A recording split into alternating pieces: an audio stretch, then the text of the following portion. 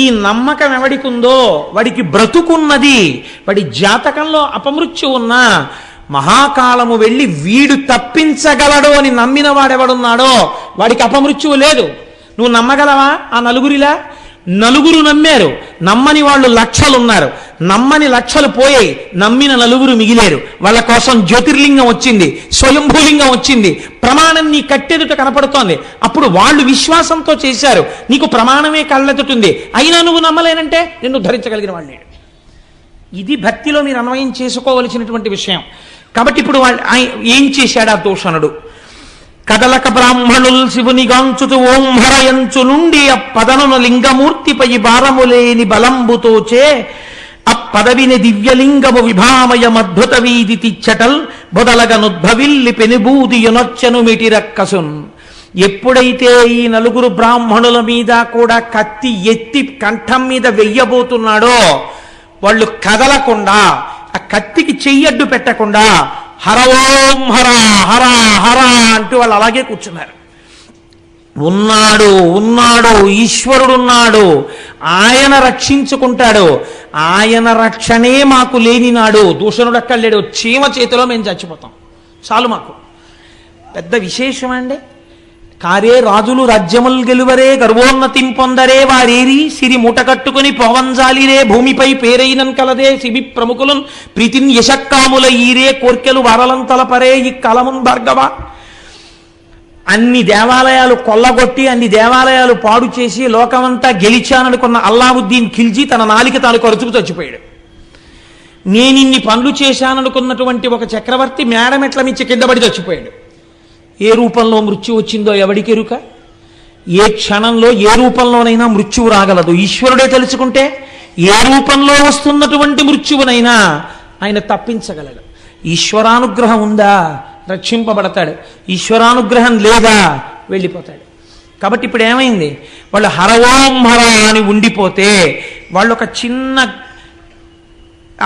పార్థివలింగాన్ని చేసి మట్టితో దాన్ని ఆరాధన చేస్తున్నారు. మీరు ఇది నమ్మవలసింది. చాలా జాగ్రత్తగా మీరు గమనించండి. ఈశ్వరుణ్ణి వాళ్ళు ఎక్కడ చూశారు? ఇక్కడే ఉన్నటువంటి మట్టిలో దోషిడితో మీరు ఇలా అంటే అదొక లింగం కదండి, అంతే కదా? ఓ మట్టి దోషిడితో రెండు చేతులతో ఇలా అన్నారనుకోండి, అది శివలింగం. మనం భయం వేసినప్పుడు వెర్రికేకలన్నీ వేస్తాం. ఎక్కడికి మీరు వెళ్ళినా మట్టి ఉండి తీరుతుంది. మీరు మట్టి మీదేగా ఉంటారు. మీరు ఇలా అని హరహర మహాదేవ శంభో శంకర అన్న ఉత్తర క్షణం పోయింది భయం. దేనికి భయపడుతున్నావు? ఎందుకు భయం నీకు? ఈశ్వరుడు అంతటా ఎప్పుడూ నీతోనే ఉన్నాడు. ఏమంటే నేను ఏ స్కూటర్ మీద ఉండుంటే వాయు రూపంలో ఈశ్వరుడు ఉన్నాడు, వాయులింగమై. ఆకాశ రూపంలో ఆకాశలింగమై ఉన్నాడు. అంతటా ఆయన ఉన్నప్పుడు అందుకే దేవీ భాగవతం అంటుంది, నువ్వు బయలుదేరేటప్పుడు ఒక్క మాట చెప్పు, సర్వదా సర్వదేశేషు పాతుత్వాం భువనేశ్వరి మహామాయా జగద్ధాత్రి సచ్చిదానంద రూపిణి యశివో నామరూపాభ్యాం యాదేవి సర్వమంగళ తయో సంస్మరణాత్ పుంసాం సర్వతో జయమంగళం లాభస్తేషాం జయస్తేషాం కుతస్తేషాం పరాభవ ఏషామిందీవరస్యామో హృదయస్థో జనార్దనః అపదామపహర్తారం దాతారం సర్వసంపదాం లోకాభిరామం శ్రీరామం భూయో భూయో నమామ్యహం. ఎవరా పార్వతీ పరమేశ్వరులను ఒక్కసారి స్మరించి బయలుదేరారో వాళ్ళకి అమంగళము లేదు, ఆపద లేదు. కనుక ఏమైంది? ఇక్కడ ఉన్నటువంటి ఈ చిన్ని పార్థివలింగంలోంచి మహాకాల స్వరూపముతో బయటికి వచ్చాడు ఆయన. అంటే ఇప్పుడు ఈ చూడబడేటటువంటి రూపం సామాన్యమైన రూపము కాదు. ఇది మీరు గుర్తుపెట్టుకోవాలి. శ్రీకృష్ణ పరమాత్మ విశ్వరూపాల్ని అనేకంగా చూపించారు మహాభారతంలో. ధృతరాష్ట్రుడికి కూడా కళ్ళిచ్చి ఒకసారి విశ్వరూపం చూపించారు. అది కాదు, గీతలో భగవద్గీత బోధ చేసేటప్పుడు అర్జునుడికి ఒక రూపం చూపించారు. ఆ రూపాన్ని చూస్తే అంతటి క్షత్రియుడు కోట్ల మందిని తెగటార్చగలిగినటువంటి వాడు భయపడిపోయి నేల మీద వాలిపోయి, అయ్య బాబోయ్ ఈ రూపాన్ని నేను చూడలేను, నాకు భయం వేస్తోంది, ఉపసంహారం చేసేసై దీన్ని అన్నాడు. ఈ రూపంతో భీష్మంచ ద్రోణంచ జయద్రథంచ వీళ్ళందరినీ నేను ఎప్పుడో తినేశాను, నువ్వు నిమిత్త మాత్రం భవ సవ్యసాచి, నువ్వెవడే చంపడానికి, చంపుతున్న వాడిని నేను చూడు ఎలా చంపేస్తున్నాను అని చూపించాడు. విశ్వమంతటా ఎన్ని ప్రాణులను ఈ కాలరూపంతో తినేస్తున్నాడో చూపిస్తే సవ్యసాచి కురుక్షేత్ర యుద్ధంలో అంతమంది మొనగాళ్ళని పడగట్టినవాడు భయపడిపోయాడు. మీరెంత నేనెంత కాలస్వరూపం లింగరూపములో బయటికి వస్తే అది ఇదే మార్కండేయ పురాణంలో యముణ్ణి కూడా తన్నింది, పడగొట్టింది. మృత్యువుకు మృత్యువై నిలబడింది, కాలమునకు కాలమై నిలబడింది, మహాకాలమై నిలబడింది. శివలింగంలోంచి ఆవిర్భవించాడు. ఎందుకంత కోపం? ఎప్పుడైనా వచ్చిందా అంత కోపం స్వామికి? తన భక్తులను చెనకడమా? ఇది ఆయన కోపం. ఈశ్వరుడికి ఇంత కోపము రావడానికి కారణమేమి? ఆయన భక్తుల జోలికి వెళ్ళడమే. అంతే. మహాకాల రూపంలో వచ్చి ఏమీ చెయ్యలేదుట, హుం అన్నాడంతే. బూడిద రాసులై పడిపోయాయి దూషణుడి సైన్యాలు. అంటే ఎంత వేడితో వచ్చిందో చూడండి. మరి అదే వేడి ఈ నలుగురిని చెనకదా? వేడికి ధర్మం కాల్చడం కదా, ఈ నలుగురు కూడా కాలిపోవాలి కదా. మరి కాలరు. ఎందుకని? అది పరమాత్మ స్వరూపం. అగ్నిహోత్రము ఒకడిని కాల్చి ఒకడిని వదలదు, కానీ ఈశ్వరానుగ్రహము. అందుకే నిన్నటి రోజున చెప్పాను, చేతిలో పట్టుకున్న ధనస్సు ఒకడికి భయకారకము, వేరొకడికి రక్షణ హేతువు. అలా ఆయన యొక్క హుంకారము దూషణుడి సైన్యాన్ని కాల్చింది, ఈ నలుగురిని కాపాడుకుంది. ఇది చూశారు. అబ్బబ్బబ్బా, ఏమి స్వరూపం ఈ స్వరూపం! చచ్చిపోయే వాళ్ళని చంపకుండా మిగల్చగలిగినటువంటి రూపం ఈ రూపం. ఈ కోణం దర్శించారు వాళ్ళు. చంపేసే రూపంగా చూడలేదు, చచ్చిపోయే వాళ్ళని వదలగలది ఈ రూపం. ఇంతమందిలో నలుగురు వదిలింది తన భక్తుల్ని. కాబట్టి ఇది మహాకాళ స్వరూపం. ఈశ్వరానుగ్రహం ఉన్నవాడికి అపమృత్యువు లేదు. ప్రదోష వేళలో శివమహాపురాణ అంతర్గతంగా ఇటువంటి క్షేత్రములకు సంబంధించిన మాటలు వినడము చేత మీరు శాబ్దికంగా ఉజ్జయినిలో మహాకాళ దర్శనం చేసేసినట్టే. ఆ ఫలితము ఉత్తర క్షణం మీ ఖాతాల్లో పడిపోతుంది. కాబట్టి ఇప్పుడు ఏమైంది? ఆ స్వరూపాన్ని చూసి పొంగిపోయారు దేవతలు. కాలరూపంలో వెళ్ళడం మేము చూసాం, ఇప్పుడు అది సాకారమై నిలబడింది, ఇలా కనపడదు ఇప్పుడు.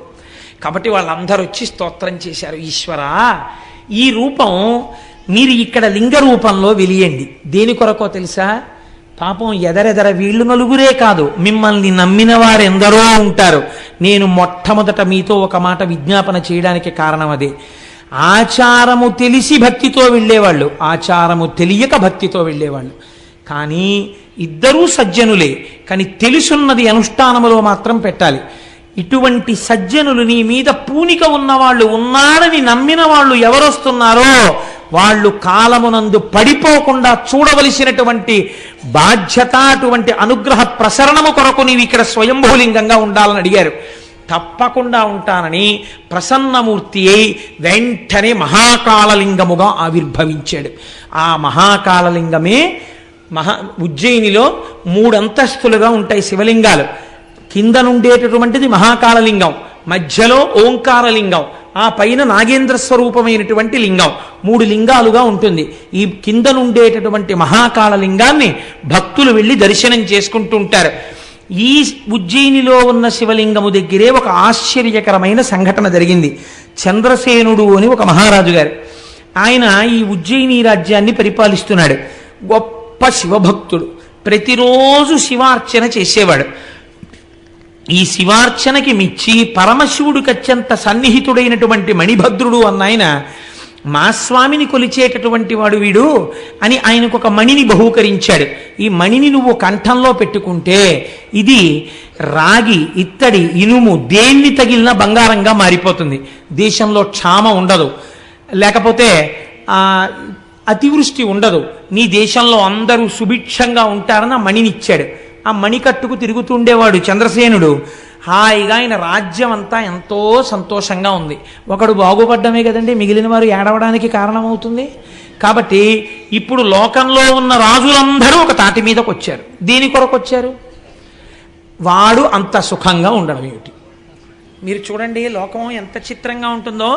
ఎందుకు సుఖపడుతున్నాడలా అని అడిగి తాను కూడా మార్గంలో వెళ్ళిన వాళ్ళు కారు.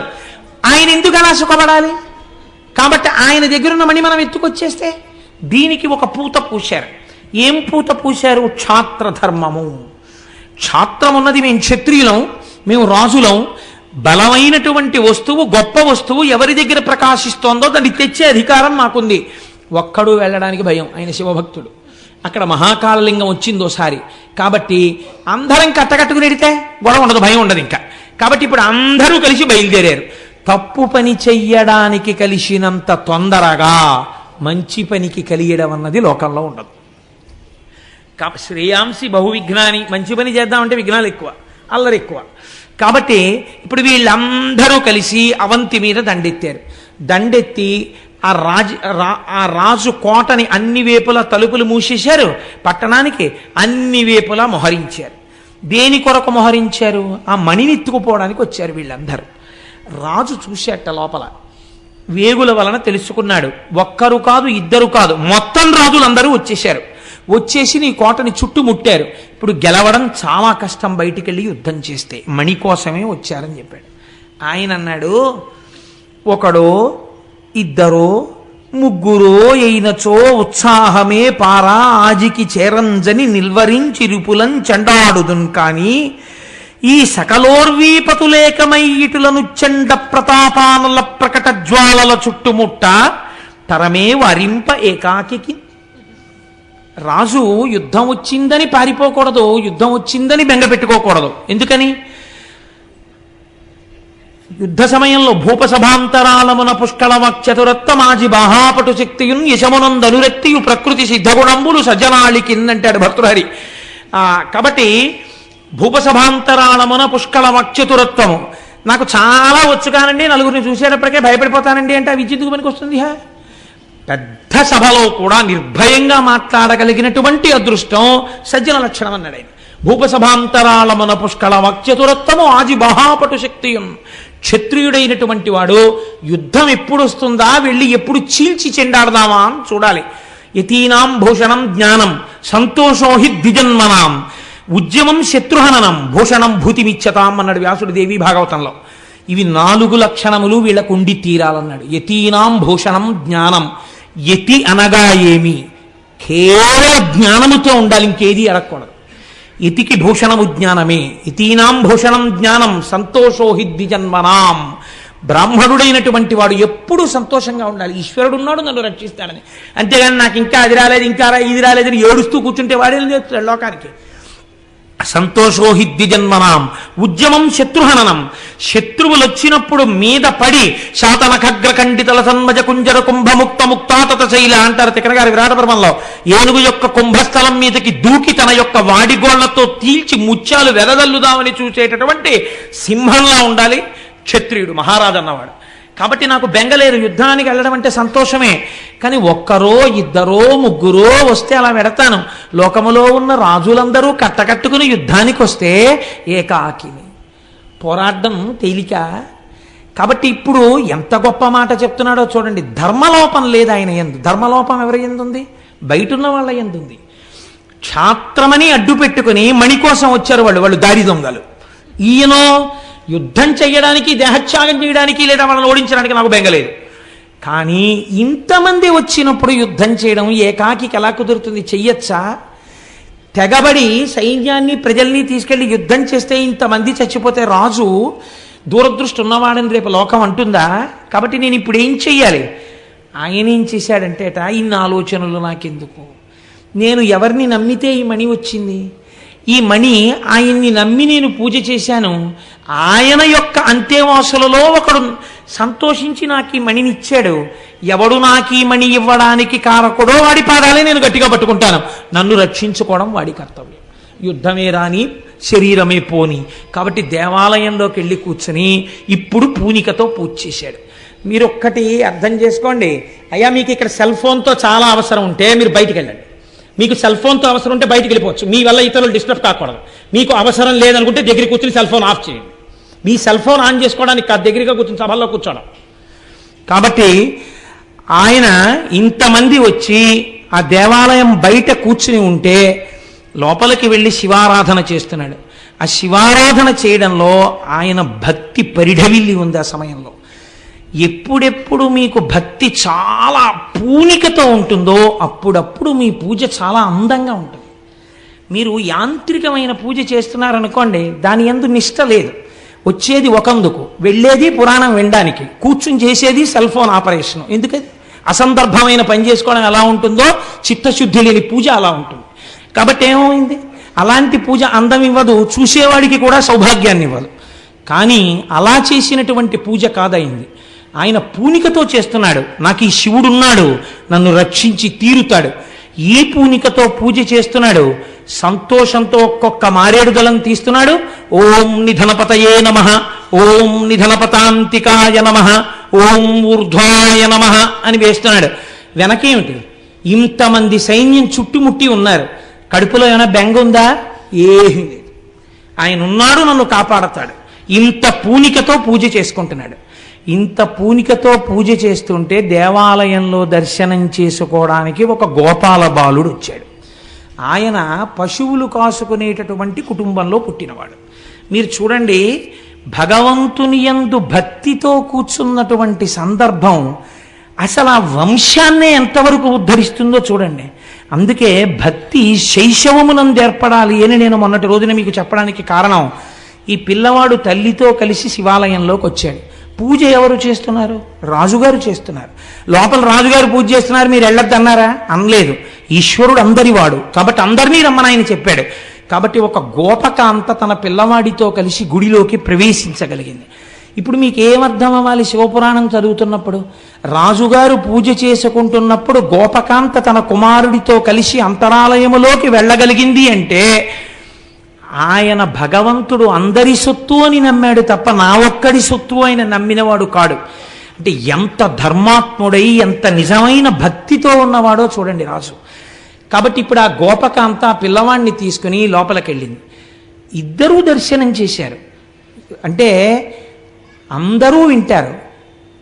ఆవిడ లీలావతి వింది. లీలావతి గర్భంలో ఉన్న ప్రహ్లాదుడు విన్నాడు నారదుడు చేసిన ఉపదేశం. కానీ లీలావతి తలకెక్కిందా? గర్భస్థమైనటువంటి ప్రహ్లాదుడి తలకెక్కింది ఉపదేశం. అలా చూడండి, ఇద్దరూ వచ్చారు. పరిణతిని పొంది పెద్దదైనటువంటిది గోపకాంత. గోపకాంత యొక్క చిన్ని పిల్లవాడు ఈ పిల్లవాడు. ఇద్దరూ వచ్చి అక్కడ నిలబడ్డారు. ఇద్దరూ నమస్కారం చేశారు. ఇద్దరూ బయటికి వెళ్ళిపోయారు. భగవంతుడి అనుగ్రహం ఎవరి మీద ఎలా వర్షిస్తుంది అంటే లోపల ఉండేటటువంటి మనస్సు యొక్క స్థితిని బట్టి ఉంటుంది. ఇప్పుడు ఇద్దరూ దర్శనం చేసిన గోపకాంత మనస్సు చిన్నపిల్లవాడి మనస్సు అంతగా భగవంతుని యందు కేంద్రీకరింపబడలేదు. ఆ పూజ చూస్తూ పిల్లవాడి మనస్సు ఉప్పొంగిపోయింది. ఉప్పొంగిపోయి అబ్బా రాజుగారు ఎంత బాగా పూజ చేస్తున్నాడో నేను కూడా అంత బాగా పూజ చెయ్యాలి అనుకున్నాడు. వాడికి ఏమొచ్చు పూజ చేయడం? ఇంటికి వెళ్ళిపోయారు. ఆ గొల్లకాంత లోపలికి వెళ్ళి తన పని తాను చక్క పెట్టుకుంటోంది. పిల్లవాడిని విడిచిపెట్టింది. ఈ పిల్లవాడు ఆడుకుంటూ ఎక్కడో వాడి దృష్టి అంతా దేని మీద ఉంది? రాజుగారు ఎలా లింగార్చన చేశాడో మనం అలా లింగార్చన చెయ్యాలి. ఇప్పుడు వాడు శివలింగం కోసం వెతుకుతున్నాడు అర్చన చేయడానికి. వాడికి శివలింగంగా ఏది కనపడింది? ఒక గుండ్రాయి కనపడింది. అక్కడ ఓ రాయి పడింది. ఆ రాయి వాడికి శివలింగంలా కనపడింది. వాడు వెంటనే రాతిని చూడలేదు, లింగాన్ని చూశాడు. వాడు ఆ శివలింగం అని అక్కడ పెట్టాడు. వాడికి ఏమొచ్చి ఇప్పుడు పూజ? వాడికి ఏమి రాదు పూజ. అందుకని అలా వెళ్ళాడు. ఆయన మారేడు దళాలు వేయడం చూశాడు. 4 చెట్ల ఆకులు పట్టుకొచ్చాడు. వాడికి శివ అనడం తప్ప ఇంకేమీ తెలియదు. నేను మీకు మొట్టమొదట చేసుకున్న విజ్ఞాపన ఇదే. ఇప్పుడు ఇక్కడ ఆచారం ఉన్నదని మీరు చెప్పగలరా? రాజు చేస్తున్న పూజ యందు సదాచారం ఉంది. గొల్లపిల్లవాడు చేస్తున్నటువంటి పూజ యందు సదాచారం ఉన్నదా? కేవల భక్తి ఉన్నది. అక్కడ భక్తితో కూడిన సదాచారం ఉన్నది. ఎక్కడ ఏ స్థాయిలో ఉండాలో ఆ స్థాయిలో ఉన్నాయి రెండూను. అందుకని ఒక ఆయన మడిబట్ట కట్టుకునే అవకాశం ఉండి పూజ చేసుకుంటున్నాడు అనుకోండి, మీరు పరిహసించకూడదు. ఆయనకు అవకాశం ఉంది, చక్కగా ఓ మడిబట్ట కట్టుకుని పూజ చేసుకుంటున్నాడు. నీకు మడిబట్ట కట్టుకునేటటువంటి అవకాశం ఆ రోజు కలగలేదు. ఇంటి నిండా మనవలు ఉన్నారు, వచ్చి ముట్టుకుంటున్నారు. నవ్వుతూ హాయిగా సంతోషంగా పూజ చేసుకో. చిన్నపిల్లలు ఈశ్వర రూపంలో నన్ను తాకారనుకుని పూజ చేసేసుకో. అప్పుడు నీకు సమస్య లేదు. భక్తి యందు ఈ స్థాయి భేదాన్ని మీరు అర్థం చేసుకోవాలి, లేకపోతే అది అర్థం ఉండదు. అందుకే నేను చెప్పాను, రోగానికి పథ్యము మందు రెండు ఎలా అవసరమో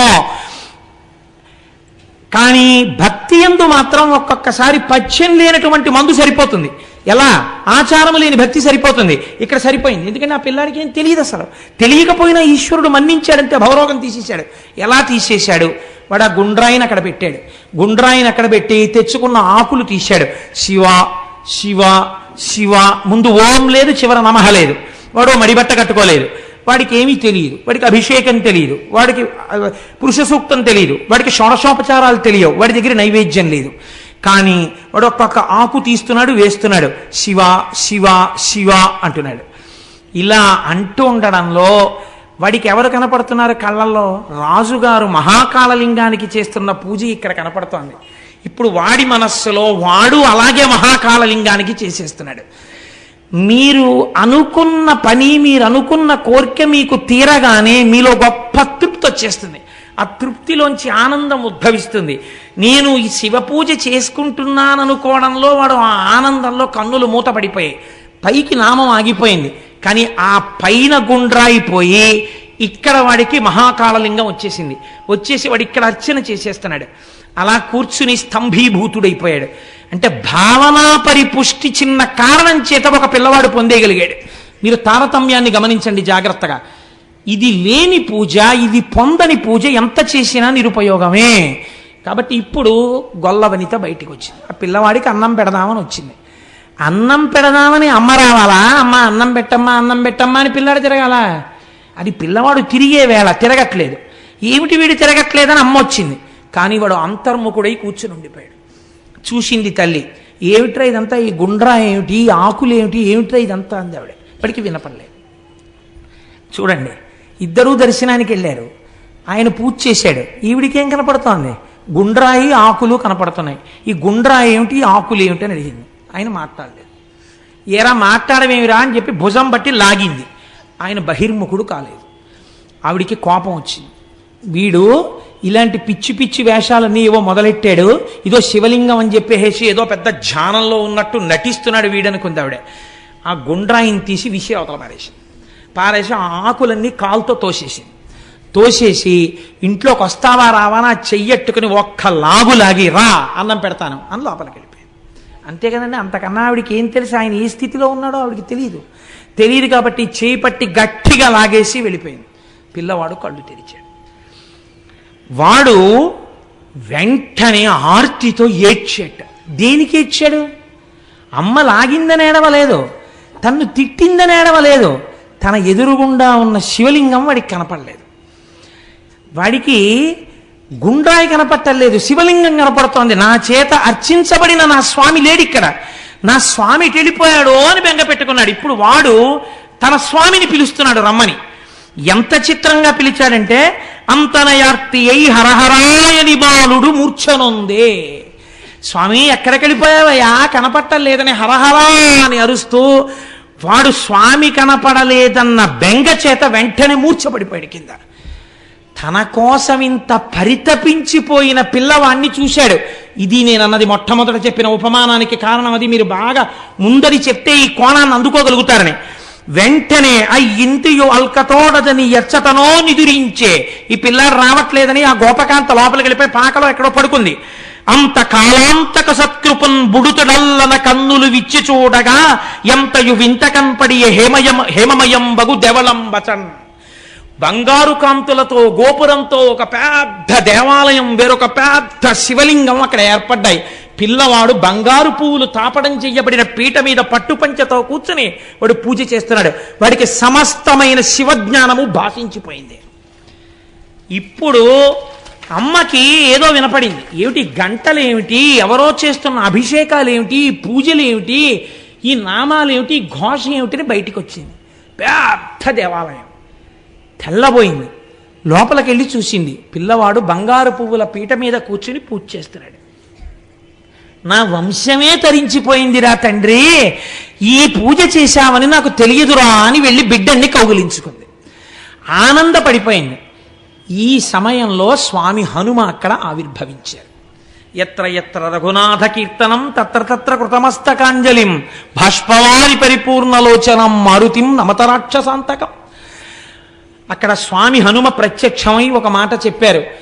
ఎవడు నొసట భస్మరేఖలను పెట్టుకుంటాడో, లలాటమునందు బొట్టు పెట్టుకుంటాడో, మెడలో రుద్రాక్షమాల దాల్చి ఉంటాడో, నాలుక చివర శివనామము పలుకుతున్నాడో, వాడికి మోక్షము కరతలామలకము. ఈ పిల్లవాడికి ఏమీ తెలియకపోవచ్చు, ఆచారం తెలియకపోవచ్చు. వాడు నమ్మాడు పరమేశ్వరుణ్ణి, నమ్మి పూజ చేశాడు ఒక గుండ్రాయికి. అది శివలింగమైంది. చూశారా, దీనివల్ల వీడు పొందపోతున్నటువంటి భాగ్యమేమో మీకు తెలుసా అని అడిగాడు ఆయన.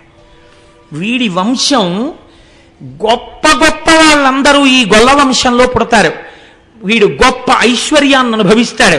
వీడి పేరు చిరస్థాయిగా ఉండిపోతుంది. కాదు, 8 తరాలు వెళ్ళిన తరువాత సాక్షాత్తు మళ్ళీ పరబ్రహ్మమే గోపాల బాలుడై ఈ భూమి మీద నడయాడతాడు. శ్రీకృష్ణ పరమాత్మకి తండ్రి అనిపించుకుని ఇలా చేతిలో కర్ర పట్టుకుని వస్తుంటే పరమాత్మ అంతటి వాడు గబగబా నాన్నగారు వస్తున్నారని ఒదిగి ఒదిగి నించుని నాన్నగారు ఇలా విప్పేసి చెప్పులు లోపలికి వెళ్ళిపోతే చెప్పులు చేత్తో పట్టుకుని పక్కన పెట్టి నాన్నగారండి మంచినీళ్ళు ఇవ్వనా అని ఓ పిడతతో నీళ్లు తెచ్చి నాన్నగారి కాళ్ళు కడిగి చేతికి నీళ్ళిచ్చి తాగుతుంటే నందుడి కాళ్ళు పడుతూ కూర్చుంటాడు పరబ్రహ్మం. వీడు నా కొడుకు అని తొడ మీద కూర్చోబెట్టుకుంటాడు పరమాత్మని. తెలియాలా? తెలియక్కర్లేదు. ఈ గోపాల బాలుడు చేసిన పూజకి 8 తరాలు ఇంత అనుభవించగా 8వ తరంలో కృష్ణ పరమాత్మకి తండ్రిగా నందుడు పుడతాడు. అటువంటి వంశం ఈ వంశం కాబోతోంది. నమ్మిన వారికి నమ్మినంతరా శివ పూజ. చూడండి ఎటువంటి స్థితిని పొందాడో ఈ పిల్లవాడు అని స్వామి హనుమ ఆ రోజున శివభక్తి విశేషాన్ని ఆవిష్కరించి వెళ్ళారు. అటువంటి ఈ వార్త ఊరంతా పాకింది. గొల్ల పిల్లవాడు పూజ చేస్తే శివలింగం దేవాలయం వచ్చాయి. ఏం ఆశ్చర్యం అని. ఈ ఆశ్చర్యంతో ఈ వార్త బయట విడిది చేసినటువంటి శత్రు సైన్యాలకు వెళ్ళింది. వాళ్ళనుకున్నారు, ఇది నిజమా? మన్ని భయపెట్టడానికి ప్రచారం చేస్తున్నాడా? నిజంగా అలా ఏర్పడినదైతే మాలో కొంతమంది ప్రతినిధులను లోపలికి వస్తాం, స్నేహంగా మాకు చూపించమన్నారు. ఆప్తబంధువుల్ని కౌగిలించుకున్నట్టు కౌగిలించుకుని వృషద్విచిత్రతల్పయోర్భుజంగముక్తిక స్రజో గరిష్టరత్నలోష్టయో సుహృద్విపక్షపక్షయో తృణారవింద చక్షుషో ప్రజామహీ మహేంద్రయో సమప్రవర్తయన్మన కదా సదాశివం భజే. శంకరుణ్ణి నమ్మిన వాడికి శంకరుడు ఎలా ఉంటాడో అలాగే ఉంటాడు శంకర భక్తుడు కూడా. ఆయనకేం భేదాలు ఉండవు, అందరూ సమానం. కనుక వాళ్ళని కౌగిలించుకుని లోపలికి తీసుకెళ్లి కూర్చోపెట్టి దేవాలయ దర్శనం చేయించాడు. ఒక గోపాల బాలుడు ఇంత భక్తి పరిపుష్టి కలిగినటువంటి వాడి రాజ్యంలో ఉంటే ఇంకా మిగిలిన వాళ్ళు ఎంతటి పరమ భక్తులో. మనమే లోపలికొచ్చి రాజు మీద చెయ్యి వేస్తే వాళ్ళు శంకరుణ్ణి హరహరా అని ప్రార్థన చేస్తే మన బతుకులేమవుతాయో, మన వంశాలేమవుతాయో. ఎందుకు వచ్చిన గొడవ? ఈ చంద్రసేనుడికి నమస్కారం చేసి మనం వెళ్ళిపోదామని రాజులందరూ వెనక్కి తిరిగి వెళ్ళిపోయారు. చంద్రసేనుడు హాయిగా రాజ్యం చేశాడు. ఈ రకంగా ఆ ఉజ్జయిని యందు మహాద్భుతమైనటువంటి దేవాలయము, మహాకాళేశ్వరుని యొక్క దేవాలయము ఆవిర్భవించింది. మీకు విచిత్రం ఏమిటో తెలుసా అండి? ఉజ్జయిని యందు ఒక చిత్రం ఉంది. సంవత్సరానికి ఒక్కసారి వర్షాకాలానికి ముందర పర్జన్యానుష్ఠానము అని చెప్పి ఒక అనుష్ఠానం చేస్తారు. వర్షాలు బాగా పడాలి, పంటలు పండాలి అని ఆయన దేవాలయంలో కూర్చుని అనుష్ఠానం చేస్తారు. ఇది పూర్తి అవగానే ఆకాశంలో నల్లటి మబ్బులు పట్టి వర్షాలు పడతాయిట. ఇప్పటికీ కూడా ఉజ్జయినిలో అంత గొప్ప ఆలయం. ఆ ఆలయం ఈ ఉజ్జయినిలో ఉన్నటువంటి మహాకాళేశ్వరుడు వెలిసినటువంటి ప్రాంతము కిందనే శంఖు యంత్రము అనబడేటటువంటి చాలా ఆశ్చర్యకరమైనటువంటి యంత్రం ఉన్నది అని పెద్దలు నమ్ముతారు. శంఖం దేనికి గుర్తు అంటే విజయానికి గుర్తు. అందుకే కురుక్షేత్ర యుద్ధం ప్రారంభం అయ్యే ముందు సంజయుడిని అడుగుతాడు ధృతరాష్ట్రుడు, ఏం చేస్తున్నారు మామకా పాండవాశ్చైవ కిమకుర్వతు సంజయ అంటాడు. ఏం చేస్తున్నారయా మా వాళ్ళు కౌరవులు అంటే, పాండవులందరూ శంఖాలు ఊదుతున్నారు అన్నాడు. మా వాళ్ళు ఊదట్లేదని ఇంకా చెప్పక్కర్లేదు. అంటే ఎవరు శంఖం ఊదాడో వాడికి విజయం కలుగుతుంది. శివార్చన యందు శంఖం ఊదుతారు. మనం అరుణాచలం వెళ్ళినప్పుడు అరుణాచల గిరి ప్రదక్షిణంలో మీరు చూశారు కదా, ఆ శివ కుటుంబం కొండ మీద కనపడుతున్న దగ్గర అయ్యా ఒక్కసారి శంఖం ఊదండి అంటే ఒక పావలా కూడా అడగకుండా వాళ్ళు 2 శంఖాలు ఊతారు గట్టిగా. అంటే విజయానికి గుర్తు ఆ శంకర దర్శనం. కాబట్టి శంఖయంత్రం ఆయన కింద ఉన్నది. కాబట్టి మహాకాళేశ్వరుడి దగ్గరికి వెళ్ళి దర్శనం చేసుకున్నవాడు ఎటువంటి విజయాన్నైనా పొందుతాడు. చంద్రసేనుడు పొందలా? అటువంటి విజయాన్ని పొందుతాడు. ఎటువంటి కోర్కెలు తీరుతాయి, అపమృత్యు దోషం పోతుంది.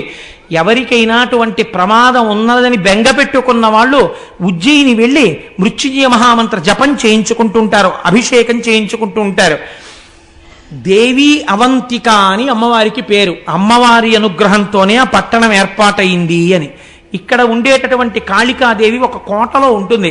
అక్కడే ఆవిడ రాత్రి వేళ పట్టణమంతా సంచరించి తెల్లవారేసరికి దేవాలయంలోకి వెళ్ళిపోతుంటే కాళిదాస మహాకవి వెళ్ళి తలుపులు వేసుకుని లోపల కూర్చుంటే తెల్లవారిపోతోంది.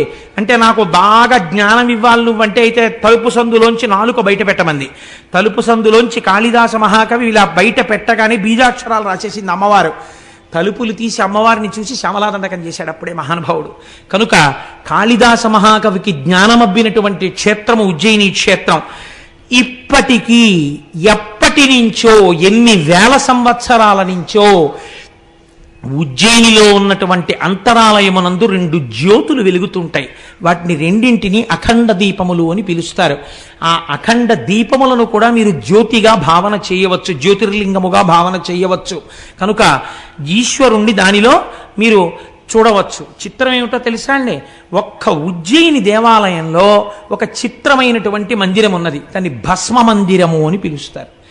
అక్కడ ఆవుల యొక్క పేడతో మన పెద్దలు ఋషులు ఎంత గొప్ప నిర్ణయం చేశారండి. ప్రపంచంలో పిపీలికాది పర్యంతంలో ఏ జీవి విడిచిపెట్టినటువంటి మలమైనా దుర్వాసనతో ఉంటుంది. ఒక్క ఆవు మాత్రం గడ్డి తిని పేడ వేస్తుంది. ఆవు పేడ చేత్తో పట్టుకుంటే సువాసన వస్తుంది, సరికదా సూక్ష్మక్రిముల్ని చంపేస్తుంది. అన్నిటినీ మించి ఆ ఇంట ఎంత అమంగళకరమైన వారు తిరిగినా శౌచమిస్తుంది. అందుకే ఆవు పేడ కలిపినటువంటి నీళ్లు పూర్వం ఇళ్లల్లో చల్లి అదంతా శుద్ధి చేసుకోవడం అనేటటువంటి ఆచారం వచ్చింది. రేపటి రోజున మనం అక్కడ సుబ్రహ్మణ్యేశ్వర స్వామి వారి అభిషేకం చేసే రోజున కూడా చక్కగా ఆవు పేడ కలిపినటువంటి నీళ్లు ఆ ప్రాంతం అంతా చిలకరించి ఆ ప్రాంతాన్ని శుద్ధి చేసుకుందాం. మనం విన్నది ఆచరణలో పెట్టుకున్నప్పుడే కదా ఆనందం. కనుక అక్కడ భస్మ మందిరము అని ఆ ఆవుల్ని తీసుకొచ్చి ఆవులు వేసినటువంటి పేడని ఎంతవరకు కాలిస్తే అది చక్కటి విభూతిగా మారుతుందో అటువంటి విభూతిగా మార్చి విభూతితో అభిషేకం చేస్తారు. ఉజ్జయినిలో చేసేటటువంటి విభూతి అభిషేకం 2 రకాలుగా ఉంటుంది. అసలు సాధారణంగా మనకి ఇక్కడ ఎక్కడ మీకు అది కనపడదు. తెల్లటి పల్చటి బట్టలో విభూతిని పోసేస్తారు. చాలా మెత్తటి విభూతిని మూట కట్టేస్తారు. మూట కట్టి శివలింగం మీద పట్టుకుంటారు. పట్టుకుని విభూతితో అభిషేకం ప్రారంభం చేస్తారు. చేస్తున్నప్పుడు వెనక చదువుతుంటారు, నమస్తే అస్తు భగవన్ విశ్వేశ్వరాయ మహాదేవాయ త్రయంబకాయ త్రిపురాంతకాయ త్రికాగ్నికాలాయ కాలాగ్నిరుద్రాయ నీలకంఠాయ మృత్యుంజయాయ సర్వేశ్వరాయ సదాశివాయ శ్రీమన్మహాదేవాయ నమః అని చదువుతుంటే మనమైతే ఓ గ్లాస్ తోటో చెంచాతోటో ఇలా టిక్కు టిక్కు టిక్కు టిక్కు కొట్టి కొద్దిగా విభూతి వేస్తాం. వాళ్ళు అలా కాదు. ఈ విభూతి మూట పట్టుకుని ఆ మూటను కొడతారు. కొట్టినప్పుడు శివలింగం ఉన్న చోటే కాదు, మొత్తం అంతరాలయం అంతా భస్మతో నిండిపోతుంది. నిండిపోతున్నప్పుడు శంఖాలు, ఈ భేరీలు, పెద్ద పెద్ద మృదంగాలు ఇవన్నీ మోగిస్తుంటే మీరు ఒక అలౌకికమైనటువంటి స్థితికి వెళ్ళిపోయినటువంటి అనుభూతిని పొందుతారు. చిత్రం ఏమిటంటే నేను ఉజ్జయిని దర్శనం ఇప్పటి వరకు చేయలేదు. మరి ఇవి ఎలా నువ్వు చెప్తున్నావు? ఈశ్వరానుగ్రహం అనే మీరు అనుకోవచ్చు కదండి. లేకుండా నేనేం చేశానని నా చేత స్వామి చెప్పించాడు. దానికి ఏదైనా నేను నా ఎందు పెట్టుకుంటే నాకన్నా అహంకారి ప్రపంచంలో ఉండడు. ఏమీ చూడని వాడితో ఇన్ని చెప్పించాడంటే నా జన్మవాడు ఎంత ధన్యం చేసిన వాడు. రేపు చూడబోతున్నాను. ఏప్రిల్ 5వ తారీఖున బయలుదేరి ఉజ్జయిని వెళ్ళబోతున్నాను. కనుక ఆ భస్మమూటని పట్టుకుని కొడతారు. కొడితే ఆ భస్మ పడి అభిషేకం చేస్తారు. 2 అది మహాకాల స్వరూపం. కానీ ఆ టికెట్ల గురించి మాత్రం అడగండి మహాప్రభు. దానికి ఏర్పాట్లు అయిపోయాయి, కొద్ది మందికే పెట్టుకున్నాం, దానికి కావలసిన ఏర్పాట్లు అయిపోయాయి కాబట్టి ఆ టికెట్ మాత్రం అడగండి. ఈ మాట ఎప్పుడైనా మనం వెళదాం కలిసి. కనుక ఆ మహాకాల స్వరూపం కాబట్టి తెల్లవారుజామున పురుషుల్ని లోపలికి పంపిస్తారు. సంప్రదాయ దుస్తులతో లోపలికి వెళ్ళి అభిషేకం చెయ్యొచ్చు. అప్పుడే శ్మశానంలో ఫ్రెష్గా కాలినటువంటి శవం యొక్క భస్మని పట్టుకొస్తారు అర్చకులు. పట్టుకొచ్చి ఇస్తారు. అది మహాకాళ స్వరూపం తినేసింది కదండి. మరి అందుకని ఆయనకి ప్రీతి ఆయన స్వరూపాన్ని వెల్లడి చేయడంలోనే ఆ భస్మ పాత్రలు ఇస్తారు అందరికీ. చుట్టూ కూర్చుని ఆ శవభస్మతో అభిషేకం చేస్తారు స్వామికి. కానీ నిజంగా ఉంటున్నప్పుడు కైలాస పర్వతం మీద కూర్చున్నట్టే ఉంటుంది. ఆ మంత్రోచ్చాటనం, ఆ భేరీలు, ఆ మృదంగాలు అవన్నీ వాయిస్తూ అభిషేకం చేస్తారు. మనమేం చేస్తాం? వారణాసి వెళ్ళి చూడండి ఒకసారి. అసుర సంధ్య వేళ దాటిన తర్వాత చేసే అభిషేకం ఎలా ఉంటుందో అసలు ఒళ్ళు గగుర్పొడుస్తుంది. ఆ అభిషేకం చూస్తుంటే ఆ ఢమరుకల నాదాలు వింటుంటే, అనువాకానికి వాళ్ళు చేసే చప్పుళ్ళు వింటుంటే, అబ్బా ఏమిరా ఈ అభిషేకం అనిపిస్తుంది మనకి. అది శివానుగ్రహం పొందడం అంటే. శాబ్దికంగా ఒళ్ళు పులకరించిపోయి వెంట్రుకలు నిలబడిపోతాయి. శవభస్మతో స్వామి శంకరుడికి అక్కడ అభిషేకం జరుగుతుంది.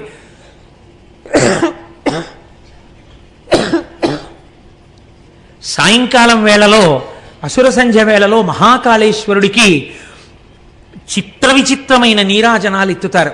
నక్షత్రహారతులు, కర్పూరహారతులు, జ్యోతిహారతులు, ఎన్ని రకాల హారతులు మంత్రోచ్చాటనాలతో ఎత్తి చూపిస్తుంటారు.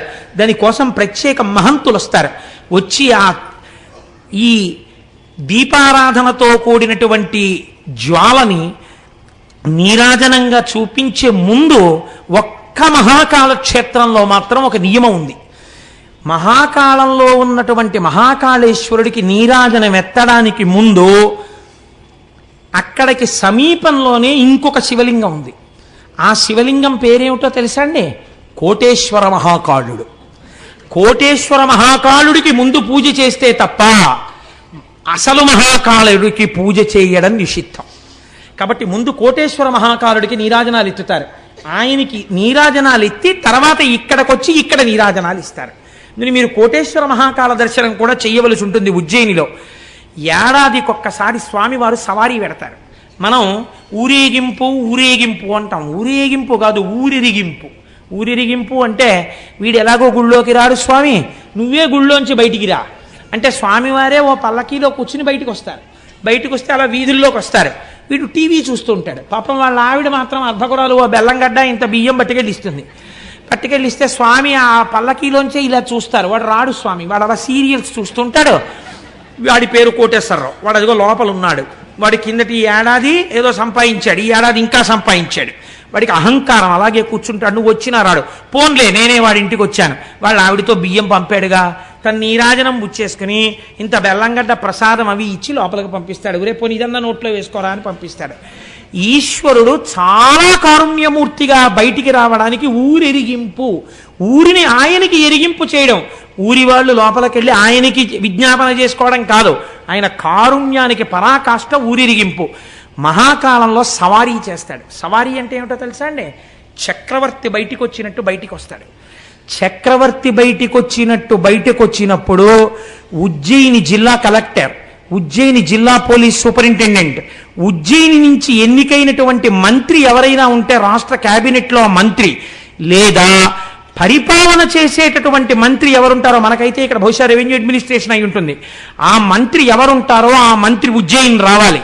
వచ్చి ప్రతి ఏటా సవారీ జరుగుతున్నప్పుడు స్వామివారి సవారీని మొయ్యాలి. వీళ్ళు ముగ్గురు తప్పకుండా మొయ్యాలి.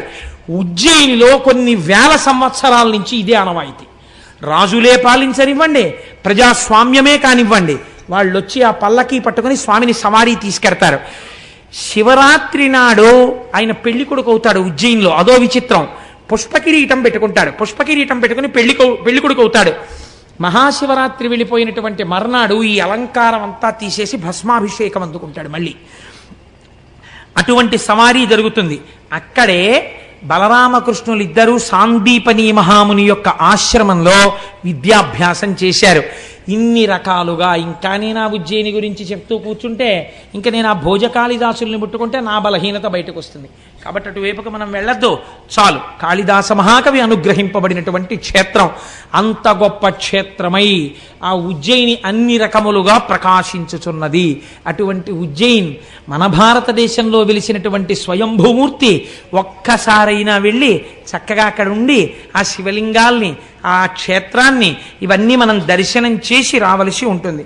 కాబట్టి మనం ఇవాళ ఆ ఉజ్జయినిని దర్శనము చేసి దాటగలిగాం. ఇప్పుడు మనం ఉజ్జయిని నుంచి ఒక్కసారి అలా హిమాలయ పర్వత సానువుల మీద వెలిసినటువంటి కేదారలింగ దర్శనం చేసుకుని వీలైతే ఇవాళ పూర్తి చేసేద్దాం. ఎందుకంటే కనీసం రోజుకి 2, 3 చెప్పకపోతే నాకు గోపాలకృష్ణ గారి వాక్కు సత్యం అయిపోతుందేమోనో భయం పట్టుకుంది. ఇది ఏడాది అయిపోదు కదా ఈ శివమహాపురాణం, కొంతైనా చెప్తాను అసలు నేనని.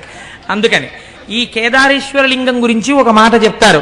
మహాద్రిపార్శ్వే చతటే రమంతం సంపూజ్యమానం సతతం మునీంద్రైః సురాసురైర్యక్ష మహోరగాద్యైః కేదారమీశం శివమీశమీడే.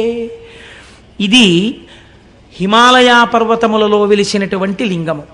నరనారాయణులు ఇద్దరూ కూడా కారణము వలన సాక్షాత్తుగా ఈ భూమండలం మీద బదరీ క్షేత్రమునందు తపస్సు చేసినప్పుడు ద్యోతకమైనటువంటి శివలింగము.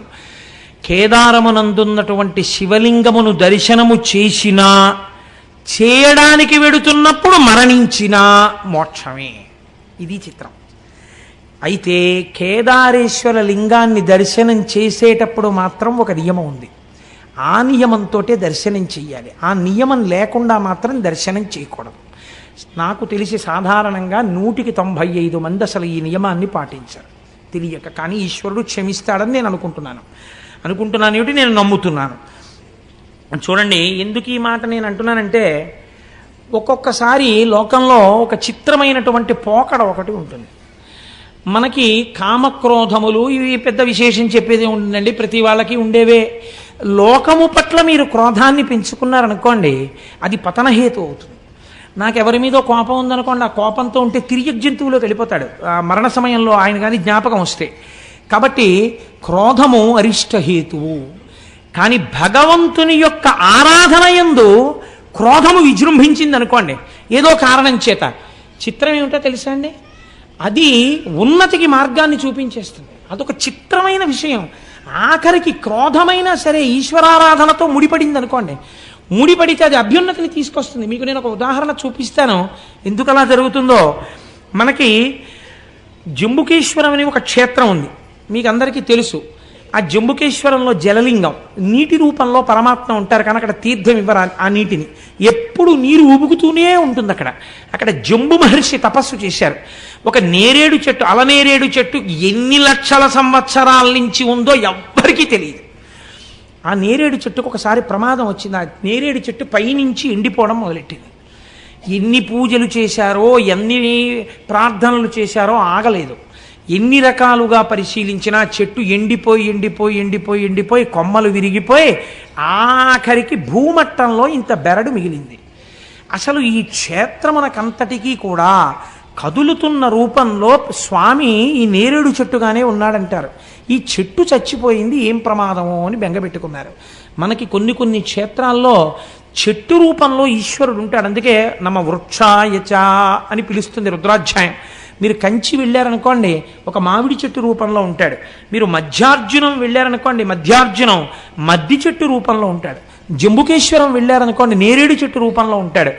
పైగా ఆ నేరేడు చెట్టు యొక్క మొదట ఒక ఏనుగు, ఒక సాలెపురుగు, ఒక శివలింగాన్ని పూజ చేస్తున్నటువంటి గుర్తులు ఉన్నాయి.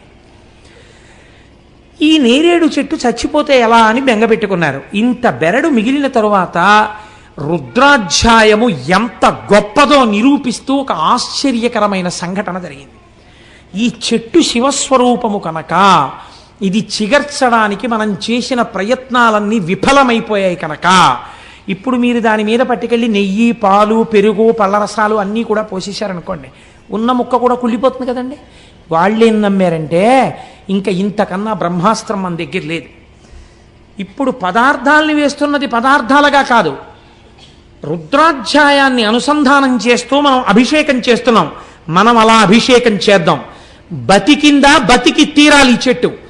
బతక లేదా ఇంకింతకన్నా మన దగ్గర అస్త్రం లేదు, మన వల్ల ఏదో అపరాధం జరిగిపోయినట్టే.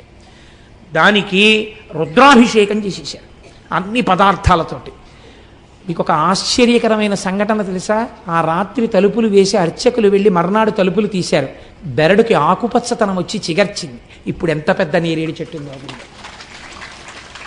ఇప్పుడు మీరు జంబుకేశ్వరం వెళితే పెద్ద నేరేడు చెట్టు కనపడుతుంది. మళ్ళీ ఆ చెట్టు మొదట్లో ఒక సాలెపురుగు, ఒక పాము ఉంటాయి. ఎందుకుంటాయో తెలుసా అండి? శ్రీకాళహస్తిలాగే అక్కడ కూడా పూర్వం అక్కడ జంబు మహర్షి తపస్సు చేసినప్పుడు పెద్ద ఆలయం ఉండేది కాదు.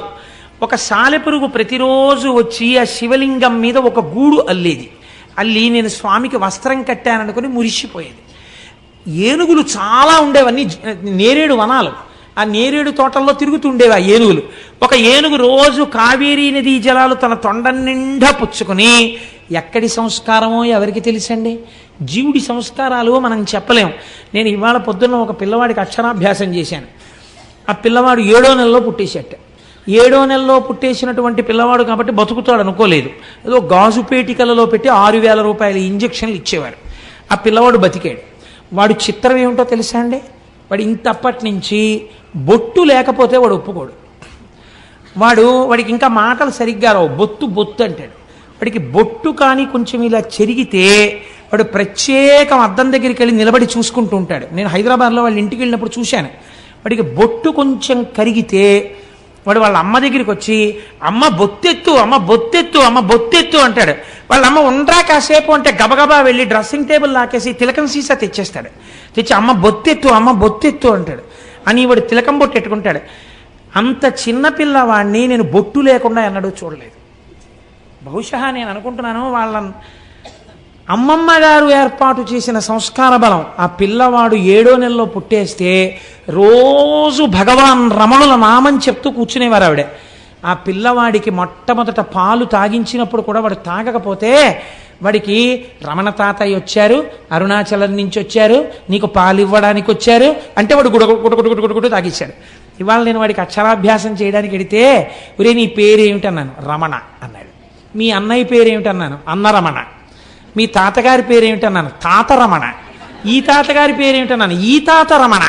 నేనెవరన్నాను, నువ్వో రమణ, మీరో రమణ, అమ్మమ్మ రమణ, తమ్ముడు రమణ, ఫ్రెండ్ రమణ. వాడు ఎవరైనా సరే రమణ కలుపుతాడు.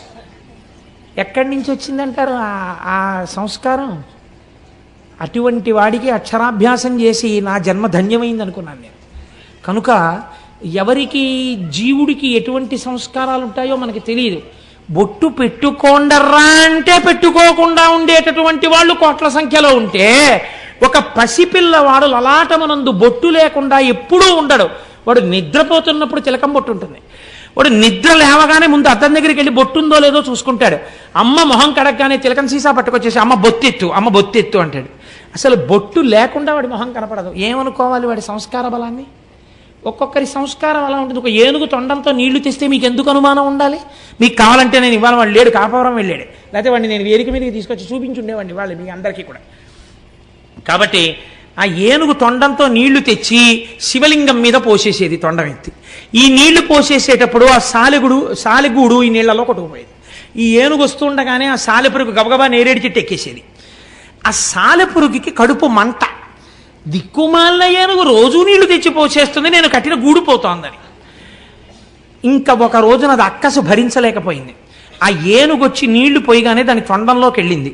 సాలెపురుగు యొక్క విషం చాలా ప్రమాదకరమైన ఆయుర్వేదం అంటుంది. అది దాంట్లోకి వెళ్ళి ఆ తొండాన్ని శుభ్రంగా కుట్టేసింది. ఆ ఏనుగు తొండాన్ని బాదుకుని చచ్చిపోయింది. సాలెపురుగు కూడా నా కక్ష తీరిపోయింది అనుకుంటూ చచ్చిపోయింది. ఇద్దరూ చచ్చిపోయారు. కానీ శివార్చన యందు నాకు అడ్డొచ్చిన వాణ్ణి సంపాతల పారేశాననుకుంటూ చచ్చిపోయిన సాలెపురుగు క్రోధంతో చచ్చిపోయిందా లేదా? చచ్చిపోయింది. కానీ వచ్చే జన్మలో ఏమై పుట్టిందో తెలుసా అండి? ద్రవిడ దేశమునందు ఒక గొప్ప రాజై పుట్టింది. ఆయన పేరు కొచ్చంగ చోళుడు. కొచ్చంగ చోళుడు అంటే రక్తాక్ష చోళుడు అంటారు. కిరీటము తల మీద ఉన్నవాడు, ఎర్రని కన్నులున్నవాడు. ఈ కొచ్చంగ చోళుడు ఎన్ని శివాలయాలో దగ్గరగా 700 శివాలయాలని ఆయన పునర్నిర్మాణం చేశాడు. పూజాధికాలు జరిగేటట్టుగా 700 శివాలయాలకి చేసినప్పుడు ఇలా ఎవరైనా తమిళనాట దేవాలయాలకి సేవ చేస్తే వాళ్ళు దాన్ని తిరుపణి అని పిలుస్తూ ఉంటారు. ఈ కొచ్చంగ చోళుడు చేసినటువంటి ఈ సేవని మాత్రం వాళ్ళు యానయ్యారా తిరుప్పణి అని పిలిచేవారు. ఎందుకో తెలుసా అండి? 700 శివాలయాలు కట్టినప్పుడు కూడా పునర్నిర్మాణంలో ఆయన ఎందుకు అలా ప్లాన్ గీయించేవాడో తెలియదు. ఏనుగులు దూరని శివాలయాలు కట్టించాడు. ఆ ఊరికి ఏనుగు రాకపోయినా సరే ఏనుగు లోపలికి వెళ్ళలేదు, అలాంటి గుళ్ళు కట్టాడు. ఎక్కడిదో తెలుసా అండి క్రోధం? సాలెపురుగు. ఏనుగు వస్తుందేమో గుళ్ళోకని ఏనుగు రాని శివాలయాలు 700 కట్టాడు ఆయన. చూడండి, క్రోధం మిగిలిన వాళ్ళ మీద పెట్టుకుంటే పతనహేతు. అదే క్రోధం ఈశ్వరార్చన యందు పెట్టుకున్నవాడు 700 శివాలయాలు ఏనుగుల లోపలికి వెళ్లకుండా కట్టాడు. మీరు ఇప్పటికీ తిరువాణక్కోయిల్ అంటారు తమిళనాడులో. మీరు జంబుకేశ్వరం వెడితే జంబుకేశ్వరంలో శివాలయంలోకి ఇక్కడికి ఏనుగులు రావండి, చూశారా గుమ్మాలు ఎలా ఉంటాయో? ఏనుగు ఇందులోకి రాలేదు అని చెప్తారు వాళ్ళు. ఏనుగులు రాని గుళ్ళు కట్టిన వాళ్ళల్లో కొచ్చంగ చోళుడు ఒకడు. కొచ్చంగ చోళుడే కట్టాడు జంబుకేశ్వరం కూడా. కాబట్టి రక్షించిందా రక్షించదా? రక్షిస్తుంది. ఒక్కొక్కడికి అర్థం లేని మగ్గు పట్టు ఉంటుంది. ఆ పట్టు ఎందుకు చేస్తాడు వాడు అంటే మీరేం చెప్పలేరు. ఇవన్నీ మీరు మామూలుగా పురాణ కథని అలా చందమామ తిరిగిరేసినట్టు తిరిగేసారనుకోండి, అబ్బెబ్బే they don't stand for the reason అండి, ఏమిటండి ఈ కథలు అంటారు. కాదు, మీరు సమన్వయం చేసుకోవాలి చాలా జాగ్రత్తగా. ఋషులు అనవసరంగా చెప్పరు, దీని వెనక హేతువేది మీరు జాగ్రత్తగా సమన్వయం చేసి చదివితే మీకు అర్థం అవుతుంది. మీరు ఇవి నేను ఎందుకు చెప్తున్నానో తెలుసా అండి, మీరు కేదార దర్శనం చేసేటప్పుడు మీకు ఇవి స్ఫురణలోకి రావాలి. లేకపోతే అక్కడ ఒక గేది కింద పరిగెడుతుంటే పాండవులు పట్టుకున్నారండి, తోక ఊడిపోయి శివలింగం అయిందని నేను చెప్పాను అనుకోండి, ఓ పద్యం, ఏమిటండి ఇదే తోక ఊడిపోయి శివలింగం అవడం ఏంటండి అంటారు మీరు. నేను దానికోసం ఈ నేపథ్యాన్ని వేస్తున్నాను, బాగా నాటుకోవాలన్నది నా తాపత్రయం, నాకేం చేతకపోయినా నాకే లేకపోయినా. కానీ మీరు చూడండి, ఒక్కొక్కడికి శివారాధన యందు మూర్ఖత్వం ఉంటుంది, లేదా ఈశ్వరారాధన యందు మూర్ఖత్వం ఉంటుంది. మామూలు మూర్ఖత్వం చాలా ప్రమాదకరం. మూర్ఖజన చిత్తము తెల్పన సాక్ష్యమేరికిన్ అంటాడు భర్తృహరి. మూర్ఖుడిని ఎవడు బాగు చేయలేడు అన్నాడు ఆయన. కానీ శివార్చన యందు, ఈశ్వరార్చన యందు, ఇది విష్ణు స్వరూపం కానివ్వండి, శివస్వరూపం కానివ్వండి, మూర్ఖత్వంతో ఉన్నా సరే రక్షించేస్తుందండి. మీకు నేను ఒక ఉదాహరణ చెప్తాను. మనకున్న నాయనార్లలో దండి అడిగల నాయనార్ అని ఒక నాయనారు ఉన్నారు. ఈయనకి 2 కళ్ళు లేవు. ఈ దండి అడిగల నాయనార్ దగ్గరికి వెళ్ళి ఎవరో చెప్పారు, అయా శివాలయం పక్కనున్నటువంటి తటాకాన్ని ఆ రోజులలో శివార్చనని అంగీకరించినటువంటి మతస్థులు, పేర్లు చెప్తే మళ్ళీ లేనిపోని ఇబ్బందులు ఎందుకు వచ్చిందని, అన్యమతస్థులు తటాకాన్ని కప్పెట్టేస్తున్నారని చెప్పారు. నాకా 2 కళ్ళు లేవు, నేను వెళ్ళి ఏం తవ్వుతాను అని ఆయన అనుకునేవాడు కాదు. రాత్రి వాళ్ళు పనిచేయరు కదా, వాళ్ళు ఎంత కప్పెట్టేశారో నేనంతా మళ్ళీ తవ్వేస్తానని ఈయన గుణపం పారా పట్టుకుని అందులో దిగిపోయేవాడు. వాళ్ళు కొన్ని 100 మంది కలిసి కప్పెట్టేవారు. ఈయన ఒక్కడు అంధుడు దిగేవాడు. దిగి పారతో వేసేసి, అది ఎటు వేస్తున్నాడో కూడా తెలియదు ఆయనకి పాపం, తడుముకుంటూ వెళ్ళి పైన వేసేసి నేను మళ్ళీ శివుడికి తటాకం తవ్వేస్తున్నాను అనేవాడు. ఒకరోజు తెల్లవారిపోయిందని తెలుస్తుందా, తెలియదు ఆయనకు, అంధుడు. అన్యమతస్థులు వచ్చేసి చూశారు, హోరి గుడ్డివాడా అంధుడా, మేము కప్పెట్టే తటాకాన్ని నువ్వు తవ్వగలిగిన మొనగాడివా, నువ్వు తవ్వుతావురా అంధుడివి అన్నాడు. ఆయనకి ఎక్కడ లేని కోపం వచ్చేసింది, మూర్ఖత్వం వచ్చేసింది ఆ కోపంలోంచి. ఏమన్నారా నన్ను అంధుడు అన్నారా? మా స్వామే కనుక ఉన్నది నిజమైతే రేపు ఇవాళ రాత్రి మళ్ళీ నేను తటాకం తవ్వడానికి వస్తాను కదా, నా కళ్ళు కనపడాలి, మీ కళ్ళు పోవాలన్నాడు. ఎంత చిత్రమైన మాట చూడండి, మూర్ఖత్వంతో అన్నాడు అంతే ఆ మాట. వాళ్ళు పెద్ద పరిహాసం చేశారు, నోరు మొయ్యి, రాత్రికి మళ్ళీ తటాకం తవ్వుతావా, మా కళ్ళు పోతాయి నీ కళ్ళు వస్తాయా, అది చూద్దామని మళ్ళీ కప్పెట్టి వెళ్ళిపోయారు. మళ్ళీ రాత్రి వచ్చారు, కిందకి దిగి గుణపం పారా పట్టుకున్నాడు. ఈశ్వర తెల్లవారేటప్పటికీ నా కళ్ళు రావాలి, వాళ్ళ కళ్ళు పోవాలి, మళ్ళీ చెప్తున్నాను, నువ్వు ఉన్నావని నాకు నమ్మిక అన్నాడు. తవ్వాడు. ఇప్పుడు ఈశ్వరుడు సంకటంలో పడ్డాడు. మహాభక్తుడు అన్నమాట నిజం చేసి తీరాలి, నచ్చ చెప్తే విండవు. కాబట్టి తెల్లవారుతోంది, ఈయనకి కళ్ళు వచ్చాయి, వాళ్ళకి కళ్ళు పోయాయి, అందరికీ కళ్ళు పోయాయి. ఈ విషయం మహారాజుకు తెలిసింది. రాజు స్వయంగా బయలుదేరి వచ్చాడు. ఇన్నాళ్ళు వీళ్ళు చేసినదంతా అసత్య ప్రచారం కనుక వీళ్ళ నాలుకలు కూడా కోసేయండి అన్నాడు. ఇప్పుడు వాళ్ళు తడుముకుంటూ వీళ్ళని ఈ రాజ్యంలో ఉండకుండా రాజ్యం బహిష్కారం చెయ్యండి, నిష్కారణంగా వీళ్ళ మాటలు నమ్మి నేను ఎన్నో దేవాలయాలు మూశాను, కోనేరులు కప్పెట్టాను, కాబట్టి వీళ్ళని బయటికి తోసేయండి, నా చేత పాపం చేయించారన్నాడు. వాళ్ళు తడుముకుంటూ రాజ్యంలోంచి బయటికి వెళ్ళిపోయారు. అలా మహానుభావుడు దండి అడిగల నాయనార్ మూర్ఖత్వంతో శంకరుణ్ణి కిందకి దింపేసి ఈశ్వర అస్తిత్వాన్ని నిలబెట్టాడు. ఇప్పుడు చెప్పండి నాకు, భగవంతుని యొక్క అర్చన యందు వచ్చిన క్రోధము, భగవత్ సంబంధము చేత కలిగినటువంటి ఈశ్వరుడున్నాడన్న పూనిక చేత వచ్చిన మూర్ఖత్వము, ఈ రెండు ఒక్కొక్కసారి రక్షణ హేతువులైపోయినా అయిపోతాయి కూడా ఆ పూనికలు. మనం చెప్పలేం. ఈశ్వర సంబంధములో అవగుణములు గుణములుగా భాసిల్లుతాయి.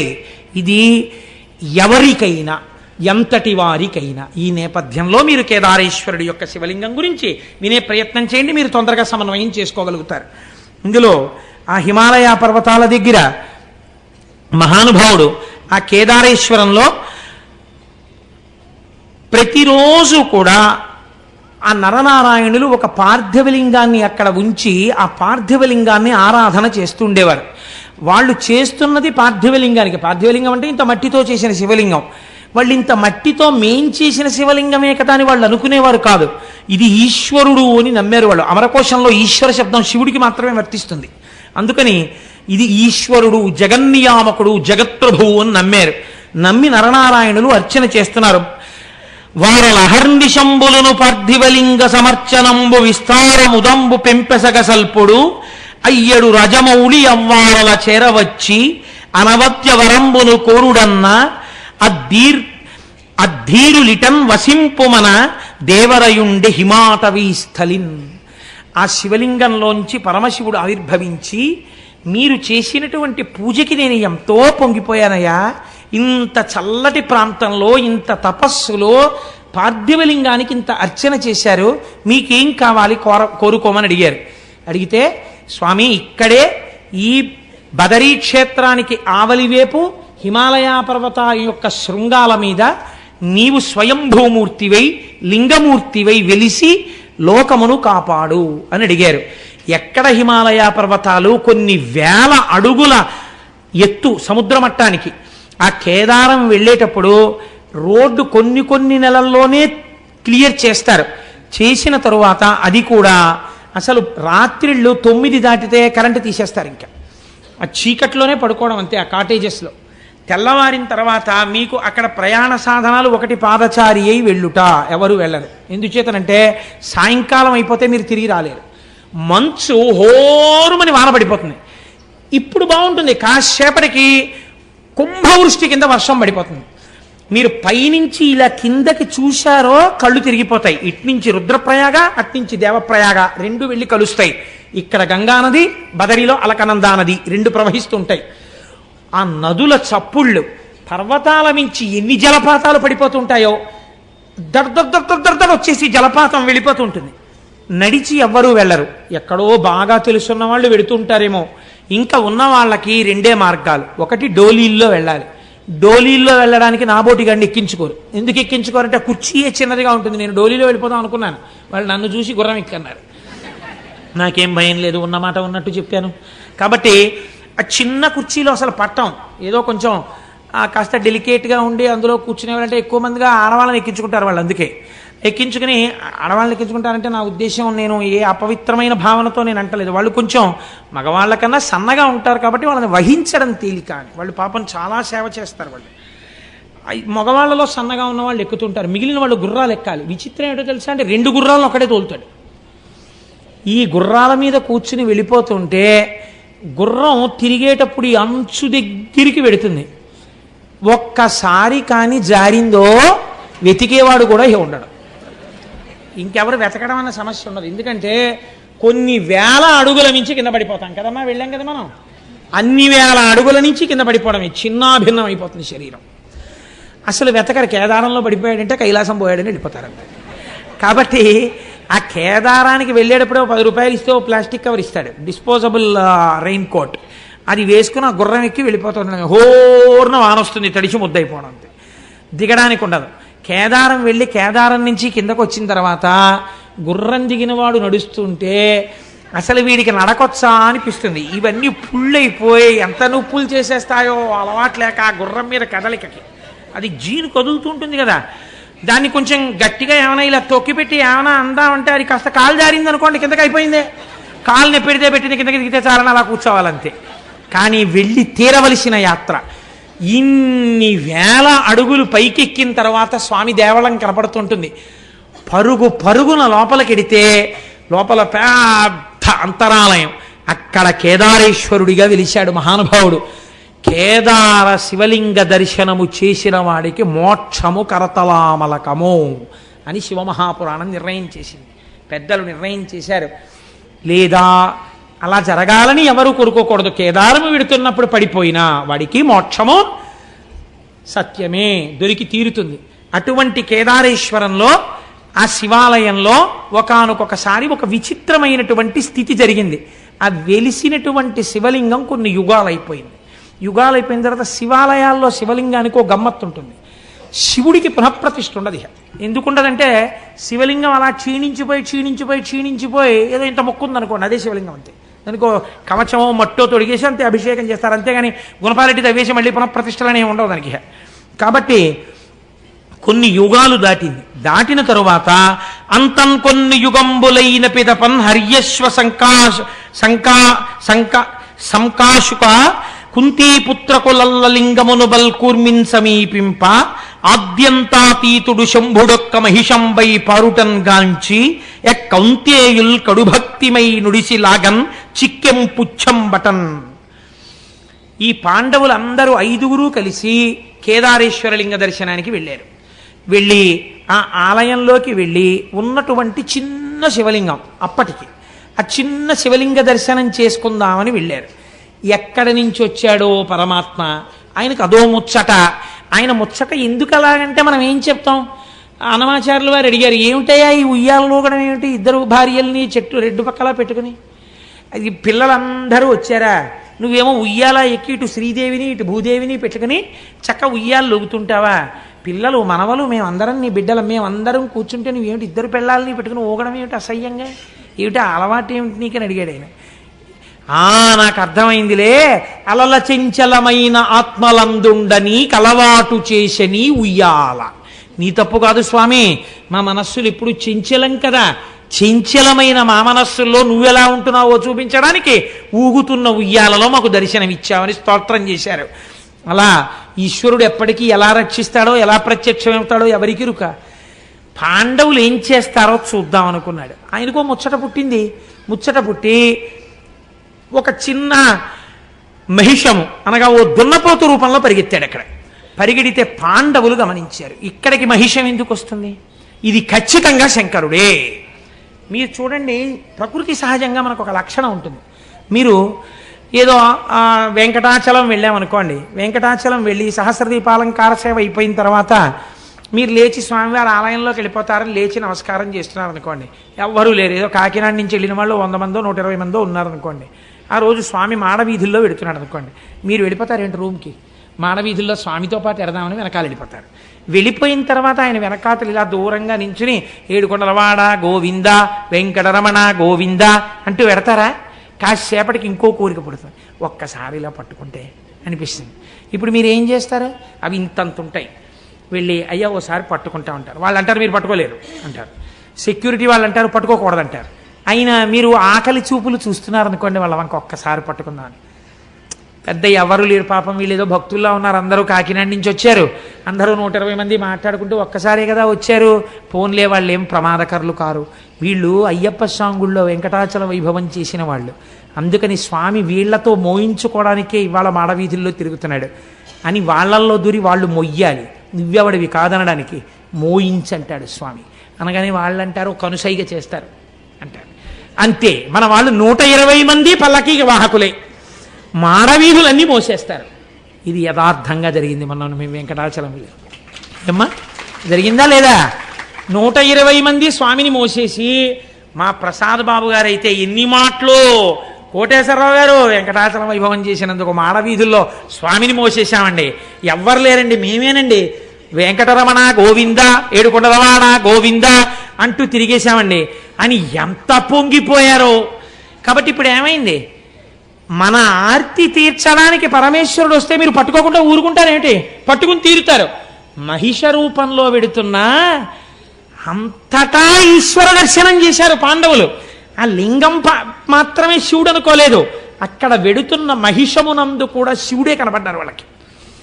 ఇక్కడ పాదాలు పట్టుకోవడం కాదురా, మేం మహారాజులం చక్రవర్తులం కురుక్షేత్ర యుద్ధం చేసిన వాళ్ళం తెగటార్చగలిగిన వాళ్ళం కొన్ని కోట్ల మంది మీద అహంకరించడం కాదు, నా స్వామి దున్నపోతు రూపంలో వెళ్ళిపోతున్న ఇది శివుడే. అంతటా శివుణ్ణి చూడడం, కేదారంలో శివుణ్ణి చూశాకొచ్చింది వాళ్ళకి. కాబట్టి ఇప్పుడు దీన్ని కాళ్ళు అట్టుకోవాలని ఆ మహిషం దగ్గరికి వెళ్ళారు. కాళ్ళు అందలేదేమంది, ఇది తోక అందింది. వాళ్ళు చాలు మా స్వామి తోక అందిందని గబగబ గబగబా ఈశ్వర స్వరూపంగా తోక పట్టుకున్నారు. వాళ్ళ భక్తికి మెచ్చుకున్నవాడై ఈశ్వరుడు తన పృచ్ఛభాగాన్ని అక్కడ విడిచిపెట్టి దాన్ని శివలింగంగా మార్చేశాడు. అదే ఇప్పుడు మనందరం దర్శనం చేస్తున్నటువంటి కేదారలింగం. కాబట్టి కేదారం వెళ్ళొచ్చాను అన్నవాడికి ఏం కనపడాలి?